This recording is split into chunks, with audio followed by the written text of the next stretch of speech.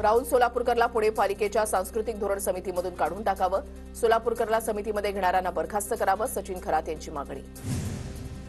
राहुल सोलापूरकरनं तयार केलेल्या मसुद्याला पालिकेकडून मान्यता नाही. सांस्कृतिक धोरण ठरवण्यासाठी सोलापूरकरची डिसेंबर 2023 ला नेमणूक. सद्यस्थितीमध्ये कोणतीही समिती अद्याप अस्तित्वात नाही, पालिकेची माहिती.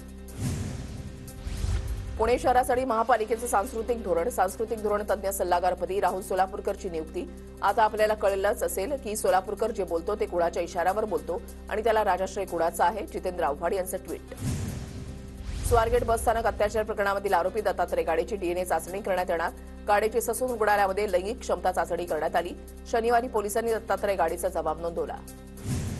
स्वारगेट बस अत्याचाराच्या घटनेनंतर पुणे महापालिका अलर्टवर. विद्यार्थी ने-आण करणाऱ्या बसमध्ये महिला सुरक्षा रक्षक नेमणार. जवळपास 300 बसमध्ये विद्यार्थ्यांची ने-आण. पालिकेने शाळांसोबत बोलून निर्णय घेतला. अर्थसंकल्पीय अधिवेशनाच्या पार्श्वभूमीवर आज चहापान कार्यक्रम.